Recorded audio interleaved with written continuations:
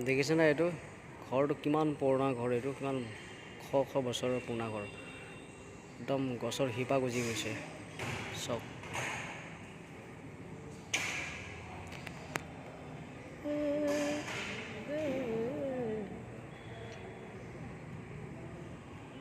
কিমান পুৰণা ঘৰ এইটো।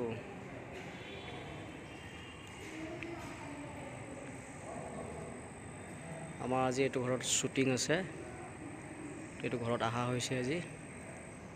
বহুত ডাঙৰ ঘৰ এইটো, বহুত পুৰণা ঘৰ।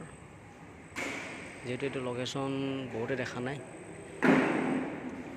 আমাৰ এইটো সৌভাগ্যই লোকেশ্যনত দেখাৰ কাৰণে। এইটো টিং পচি গৈছে,